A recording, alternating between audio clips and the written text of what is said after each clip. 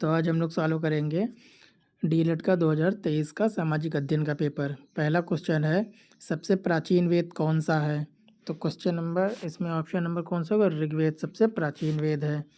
फिर दूसरा क्वेश्चन है, शक संवत किसने चलाया था? तो किसने चलाया था? कनिष्क द्वारा चलाया गया था। तीसरा क्वेश्चन है, पाषाण काल में मनुष्य का व्यवसाय क्या था? आखेट था।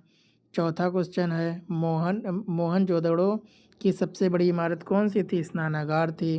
क्वेश्चन नंबर 5, सूर्य के चारों ओर परिक्रमा करने वाले खगोलीय पिंड क्या कहलाते हैं? ग्रह कहलाते हैं।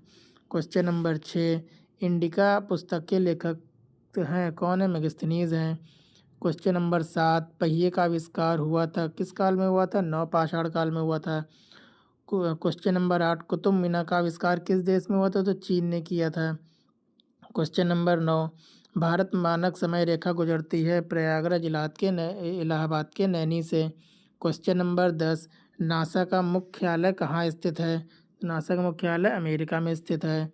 क्वेश्चन नंबर 11, पूर्वी घाट और तथा पश्चिमी घाट किस स्थान पर मिलते हैं? तो नीलगिरी पहाड़ी पर मिलते हैं। क्वेश्चन नंबर 12, ग्रेट रिफ्ट घाटी किस महाद्वीप में स्थित है? तो अफ्रीका में स्थित है।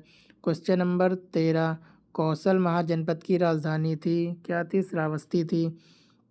क्वेश्चन नंबर 14, भारत का सबसे लंबी तटरेखा वाला राज्य कौन सा है? गुजरात है। क्वेश्चन नंबर 15, ग्लोब प्रतिरूप है किसका? पृथ्वी का है। अब क्वेश्चन नंबर 16, महाभारत के लेखक कौन थे? तो इनके लेखक वेदव्यास हैं।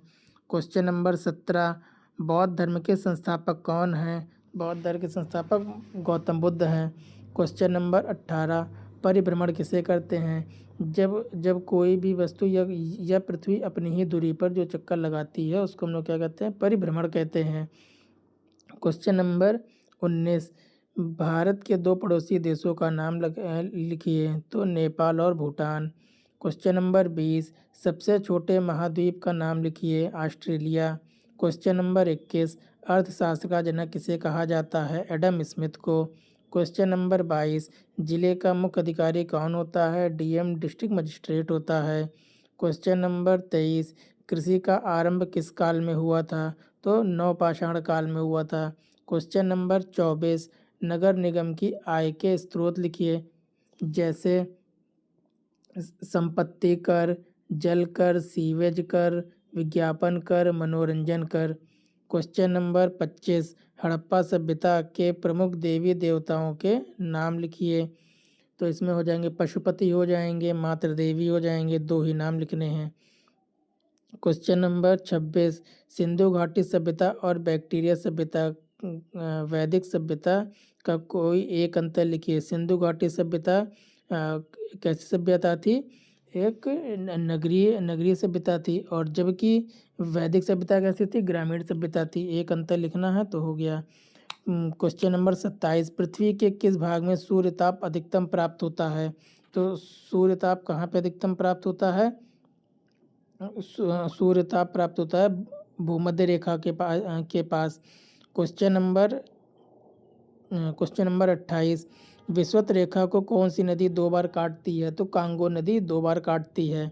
क्वेश्चन नंबर 29, सिकंदर के आक्रमण के दो राजनीतिक प्रभाव लिखिए। सिकंदर के आने से क्या हुआ था कि एशिया यूरोप में प्रत्यक्ष संबंध स्थापित हो गया था, और क्या हुआ था? यहाँ पर व्यापार इंक्रीज हो गया था। सांस्कृतिक क्षेत्र में देखते हैं तो क्या हुआ था? यहाँ पे गांधार शैली का उद्गम हुआ था। क्वेश्चन नंबर 30, प्राचीन काल के दो महाकाव्यों के नाम लिखिए। महाभारत और रामायण। क्वेश्चन नंबर 31, पृथ्वी को हरित ग्रह ग्रीन बेल्ट क्यों कहा जाता है? इसलिए कहा जाता है क्योंकि पृथ्वी पर पौधों और वनों की भरपूर मात्रा है जो ग्रह के बड़े हिस्से को हरा रंग देते हैं, जिसके कारण उसको हम लोग हरित ग्रह भी कहते हैं या ग्रीन प्लेनेट कहते हैं। क्वेश्चन नंबर 32, मौर्य साम्राज्य के पतन का कारण क्या था? कि अयोग्य उत्तराधिकारी की जो उनके बाद शासक बने वो काफ़ी अयोग्य थे। दूसरा कारण क्या था? कि विशाल साम्राज्य का प्रबंधन। तीसरा कारण क्या था? आर्थिक और प्रशासनिक समस्या। चौथा कारण क्या था? बाह्य और आंतरिक आक्रमण। क्वेश्चन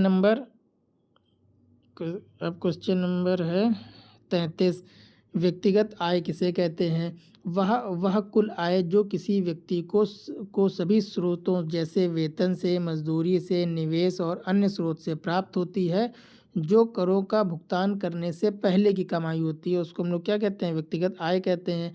अगर हम लोग टैक्स को माइनस कर देंगे तो जो आएगा वो हमारा डिस्पोजेबल इनकम आएगा, ना कि आय आएगा, व्यक्तिगत आय आएगा।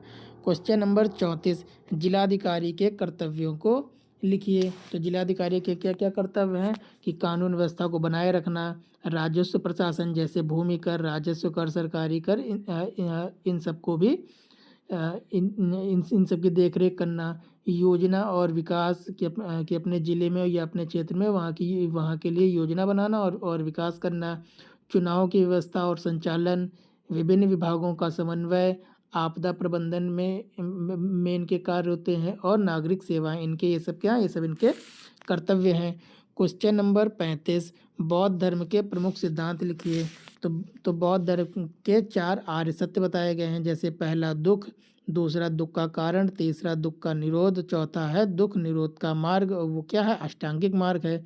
तो अष्टांगिक मार्ग में क्या क्या आता है? सम्यक दृष्टि आता है, सम्यक संकल्प आता है, सम्यक वाणी आता है, सम्यक कर्मांत आता है, सम्यक व्यायाम आता है, सम्यक स्मृति आता है, और सम्यक समाधि आता है। और इनकी क्या शिक्षाएं थी? कि उन्होंने पंचशील की शिक्षा दी थी। उसमें क्या क्या था? कि सत्य, अहिंसा, अस्तेय, अव्यभिचार और मद्यपान से दूर रहने को कहा गया था।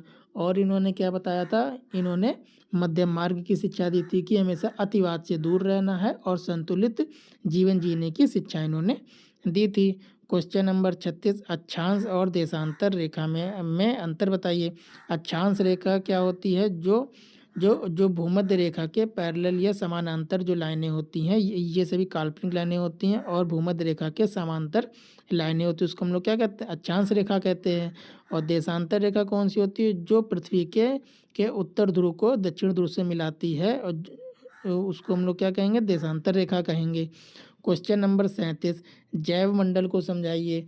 जैव मंडल जहाँ पर तीनों परिमंडल, स्थल मंडल, वायुमंडल और जीव मंडल मिलते हैं, और जहाँ पर सभी प्रकार का जीवन पाया जाता है, उसे हम लोग क्या कहते हैं? जैव मंडल कहते हैं। क्वेश्चन नंबर 38 भारत की प्राकृतिक वनस्पतियों का वर्णन कीजिए।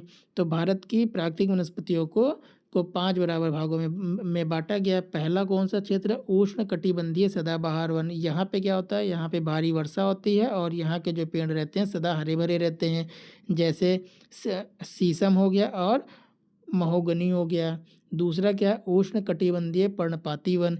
यहाँ पे क्या होता है? यहाँ पे भी बारिश होती है, लेकिन शुष्क मौसम आने पर पेड़ अपनी पत्तियाँ गिरा देते हैं, जैसे साल हो गया, सागौन हो गया, बांस हो गया। तीसरा कौन सा हो गया? उष्ण कटिबंधीय कांटेदार वन।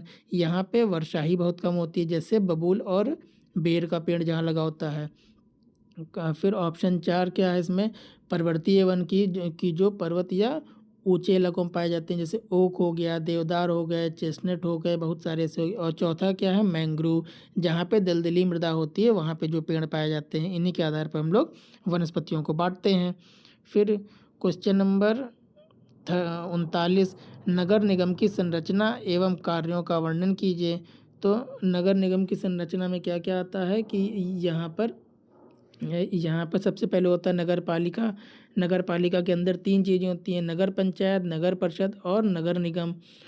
नगर पंचायत को कौन हेड करता है? चेयरमैन करता है। नगर परिषद को कौन करता है? परिषद अध्यक्ष करता है। नगर निगम को कौन करता है? मेयर करता है।